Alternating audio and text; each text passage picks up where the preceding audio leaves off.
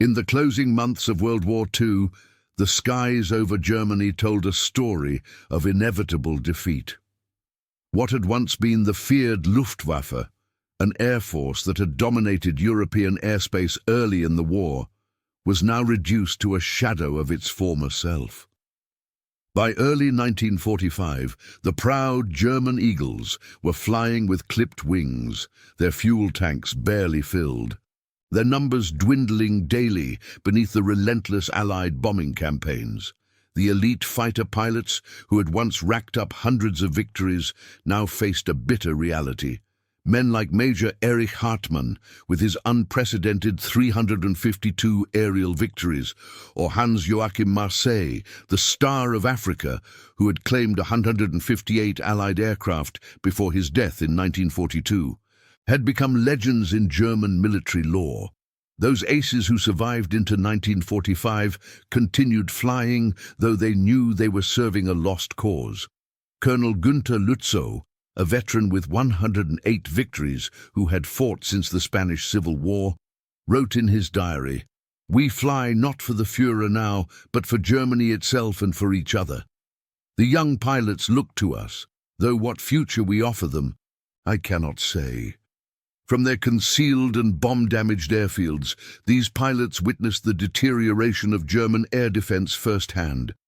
The once mighty production lines of Focke-Wulf and Messerschmitt factories lay in ruins after precision daylight bombing by the Americans and night raids by the British. The Luftwaffe, that had once fielded nearly 5 operational aircraft on all fronts, was reduced to fewer than 1 serviceable planes by March 1945. Fuel shortages had become critical. The synthetic fuel plants at Leuna and Pulitz had been priority targets for Allied bombers since 1944. What little aviation fuel remained was often contaminated or diluted, causing engine failures and reduced performance. Pilots reported flying their Bf-109s and Fw-190s with fuel gauges showing near empty during takeoff. Training hours for new pilots had been cut drastically, sending inexperienced airmen against battle-hardened American and British pilots. Hey, if you're enjoying this journey through the final days of the Luftwaffe, I'd love for you to hit that subscribe button. We're bringing these pivotal moments in history to life each week, and I'm curious, where in the world are you watching from? Drop it in the comments below. Now back to those German aces facing the end of their aerial dominance. By April 1945, Luftwaffe pilots were operating under nearly impossible conditions. Many airfields had been overrun by Allied ground forces. Others were within artillery range. Constant relocations forced maintenance crews to work in forests and along rural roads, often without proper equipment. Aircraft parts were salvaged from wrecks, and mechanics performed near miracles, keeping planes airborne using cannibalized components. The psychological burden weighed heavily. Major Walter Krupinski, an ace with 197 victories, later recalled, "We knew Germany was finished. Each morning we wondered if this would be our last flight, not just because we might be shot down, but because soon there would be nowhere left to land." Yet many of these men continued flying against overwhelming odds. Some were motivated by a sense of duty, others by the camaraderie formed with their fellow pilots, and a few by the simple fact that they knew nothing else but war, having spent their entire adult lives in cockpits. For the highest-scoring aces, there was also the grim calculation that surrender might mean being tried for war crimes, as Allied propaganda had often portrayed them as Nazi war criminals rather than military professionals. The Luftwaffe High Command issued increasingly desperate orders. Operation Bodenplatte on January 1, 1945, a massive but costly strike against Allied airfields in the Low Countries, had been the last major offensive operation. By spring, defensive missions were prioritized, focused on protecting critical infrastructure and refugee columns from the Eastern Front. As the Western Allies pushed across the Rhine and Soviet forces closed in from the east, the remaining Luftwaffe units received orders to destroy their aircraft rather than let them fall into enemy hands. However, Conflicting commands came through as well. Some pilots were told to fly their aircraft to Switzerland or Sweden for internment, others to surrender at designated airfields to American forces considered preferable to the Soviets. General Adolf Galland, who had once commanded the Luftwaffe fighter arm and now led a special unit of Me-262 jet fighters, sent a coded message to his squadron leaders: "Prepare for the inevitable. Destroy sensitive documents. When the time comes, do not resist surrender to Western forces." The pilots prepared for the final humiliation of defeat. They removed personal items from their aircraft, photographs taped to instrument panels, lucky charms, logbooks recording their victories. Many burned their uniforms or cut away swastikas and other Nazi insignia, uncertain how they would be treated as prisoners. On airfields across what remained of German territory, mechanics fueled aircraft for what everyone knew would be their final flights. Ground crews, many of whom had served with the same pilots for years, said emotional goodbyes. Senior officers gathered their men to explain the surrender protocols and what little they knew of Allied intentions. What these proud aviators could not know was that their American counterparts, the very men they had battled in the skies over Europe for years, would soon offer an unexpected gesture, one that would acknowledge the skill, courage and professionalism of opponents who had earned their respect in the crucible of aerial combat. As the first week of May 1945 dawned, the remaining Luftwaffe aces prepared for their final orders and their final flights. After years of combat, they braced themselves not for one more battle, but for the uncertain fate that awaited them on Allied airfields. They expected interrogation, imprisonment, perhaps even humiliation. What they could not have anticipated was the surprising display of honor that would greet their final landing. By early 1945, the skies over Germany had transformed dramatically from the contested aerial battleground of earlier war years. The once mighty Luftwaffe now struggled to mount even token resistance against the overwhelming air armadas that crossed the Reich's borders with virtual impunity. For the men of the United States Army Air Forces, the shift was remarkable. From the desperate fighting of 1943 to near total command of German airspace. The 8th Air Force alone could now launch over 1,000 heavy bombers in a single mission, accompanied by hundreds of long-range fighters. These massive formations would cross the continent with losses that, while still painful to the units involved, represented a fraction of what had been sustained during the bitter air battles of 1943 and early 1944. Lieutenant Colonel Hubert Zemke, commander of the famed 56th Fighter Group, remarked in a March 1945 operations briefing, "2 years ago, we fought for every mile into Germany. Now we own the air, but we've paid a hell of a price to get here." The American fighter groups that had battled through the war's darkest periods had evolved into highly effective combat units. The 4th Fighter Group, 56th Fighter Group, and 357th Fighter Group had all produced dozens of aces. Their P-51 Mustangs and P-47 Thunderbolts ranged freely across German territory, strafing airfields, attacking ground targets, and searching for the increasingly rare Luftwaffe interceptors. Colonel Clarence "Bud" Anderson of the 357th Fighter Group reflected on this period. "We'd been fighting the Luftwaffe for years. We knew their tactics, their aircraft capabilities. By 45, we were going in looking for them, hunting them, but they were increasingly hard to find. Still, when we did find them, there were always a few who were extremely dangerous, true professionals." The respect American pilots held for skilled German aviators had developed organically through combat.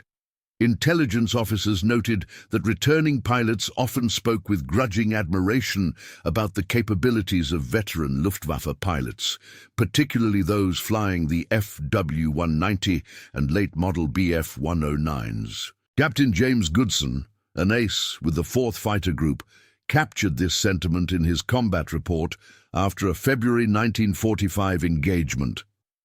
Encountered Single 109 near Dresden.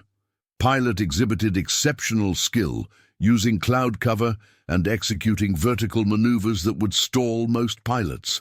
After 10 minutes of combat, with no advantage gained, we were separated during evasive actions. This level of skill is becoming increasingly rare.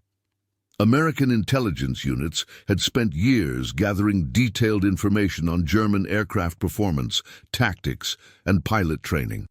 By 1945, the USAAF maintained extensive files on known Luftwaffe units and their most accomplished pilots. The technical intelligence teams were particularly eager to capture intact examples of advanced German aircraft, especially jets like the Me-262 and the rocket-powered Me-163 Comet.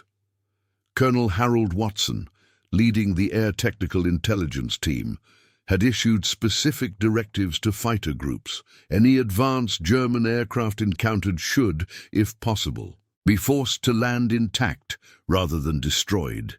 The technical value of these aircraft to our understanding of German engineering is immeasurable. As Allied forces pushed deeper into Germany, American airmen experienced complex emotions toward their defeated enemies. Many had lost friends and squadron mates to these same Luftwaffe pilots. Others recognized the professional nature of aerial combat, understanding that German pilots like themselves were military men following orders.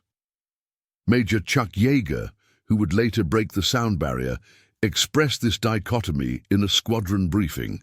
The same men who shot down our bombers were often the ones who refrained from strafing our parachuting boys. There's a code among pilots that sometimes transcends the politics we're fighting over. By April 1945, with German surrender imminent, specific orders began circulating regarding the surrender process for Luftwaffe assets. Designated airfields were prepared to receive German aircraft with detailed protocols for processing both machines and personnel. American fighter groups were tasked with escorting these surrendering aircraft to prevent last-minute escapes or desperate actions. The 352nd Fighter Group received typical orders on April 28, 1945. Group will provide escort for surrendering Luftwaffe aircraft from sector boundaries to designated reception airfields. All German aircraft must follow precise approach patterns as communicated via radio. Any deviation will be considered hostile action. For American pilots who had fought the Luftwaffe for years, these escort missions represented an unexpected conclusion to their air war. Many expressed curiosity about finally seeing their opponents up close, examining the aircraft they had fought against, and perhaps even meeting the men who had occupied the same dangerous skies. Captain Richard Peterson of the 357th Fighter Group noted in his diary, "Strange to think we'll be leading them in rather than shooting them down.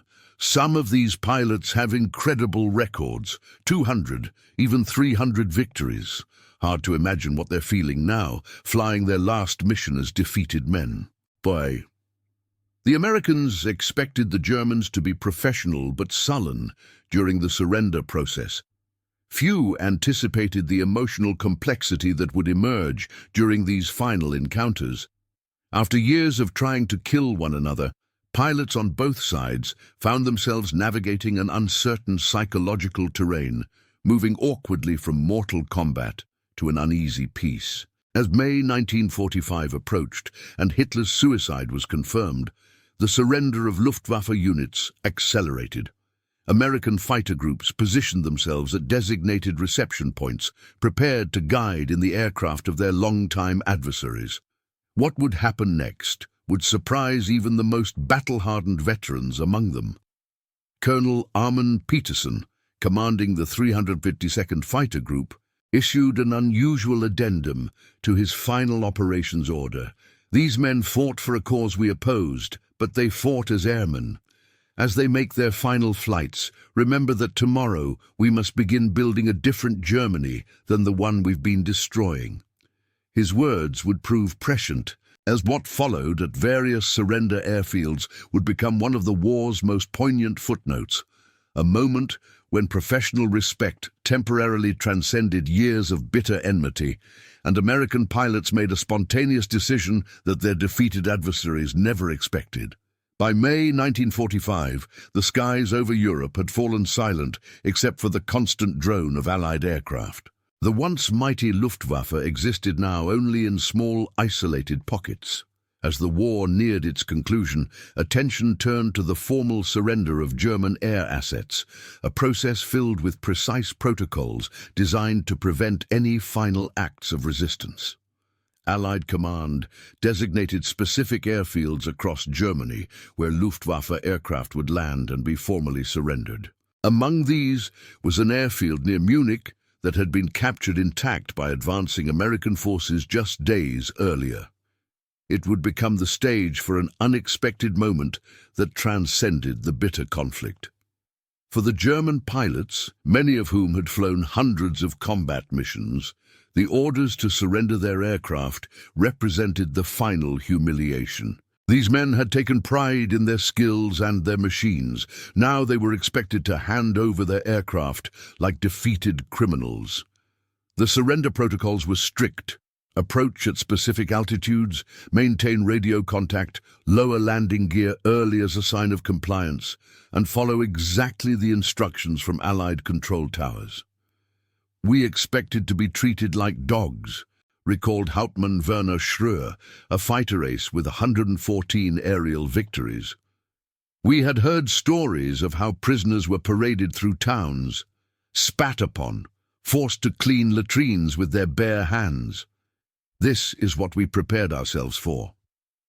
On May 8th, the day after Germany's formal surrender, a flight of 7 Messerschmitt Bf-109s took off from a makeshift airfield in Bavaria, led by Major Erich Hartmann, the war's highest-scoring fighter ace, with 352 confirmed victories. Their fuel tanks contained just enough gasoline for a one-way journey. The German pilots had meticulously cleaned their aircraft and wore their full dress uniforms beneath their flight gear, a final gesture of dignity. At the American-controlled airfield, the 357th Fighter Group maintained readiness. This unit, nicknamed the Yoxford Boys, had tangled with the Luftwaffe's best since 1943, earning a reputation as one of the most successful American fighter groups in the European theater, with 609 aerial victories. Captain John Simmons, a 14-victory ace, was the operations officer that morning. We received word that several high-scoring German aces would be surrendering their aircraft to us, Simmons later documented. There was considerable interest among our pilots. These were men whose tactics we had studied, whose skills we had respected even as we tried to shoot them down. As the German formation approached, the tower operator instructed them to circle once and then land in sequence. What happened next was unplanned and unprecedented. As the German planes began their approach, 4 P-51 Mustangs from the 357th took off and formed up alongside the circling Messerschmitts. Rather than escorting them as prisoners, the American fighters assumed an honor guard formation, 2 Mustangs on each side of the German formation. As each Messerschmitt peeled off to land, the Mustangs maintained their positions, executing a precise missing man formation as each German aircraft touched down. It was the most powerful moment of my life, Lieutenant Robert Jackson of the 357th later wrote in his diary. These men had been our enemies yesterday. They had shot down our friends, but they were airmen first, and they had fought with skill and honor. It felt right to acknowledge that. On the ground, rather than the expected armed guards and harsh processing, the German pilots were met by their American counterparts. No weapons were drawn. Instead, several American pilots saluted as the Germans climbed down from their cockpits. Major Hartmann, initially suspicious, returned the salute stiffly. "We expected to be treated as criminals," he later recalled in a 1975 interview for the Smithsonian. Instead, we were treated as fellow airmen. It was a moment that reminded us all that beneath the politics and hatred of war, there existed a brotherhood among those who challenged the sky. The surrender processing still followed military protocol. The German aircraft were documented, their condition assessed for intelligence purposes. The pilots were disarmed, their papers examined, and they were technically prisoners of war. But the atmosphere remained one of professional respect rather than vindictive triumph. One American intelligence officer present that day noted in his report, "The German pilots maintained exceptional discipline throughout the surrender process. Their aircraft were immaculately maintained, despite critical shortages of parts and supplies in recent months. This speaks to their professionalism, even in defeat."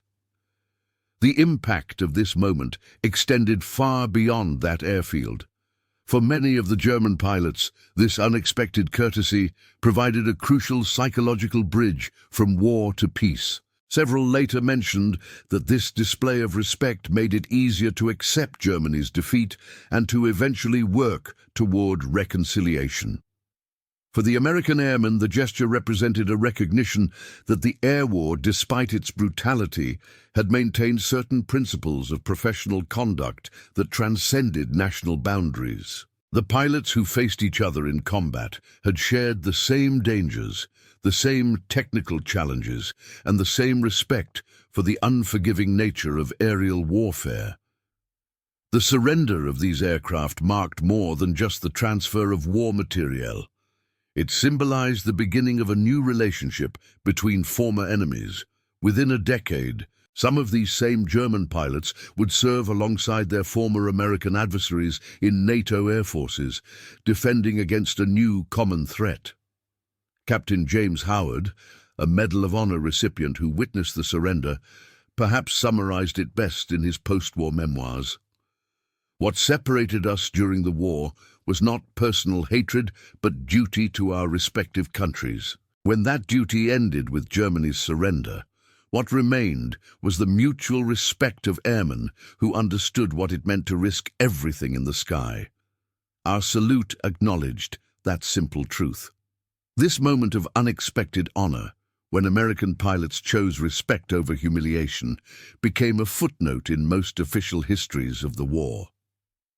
But for those who participated, it represented something profound about the human capacity to recognize courage and skill, even in those who had, until moments before, been sworn enemies.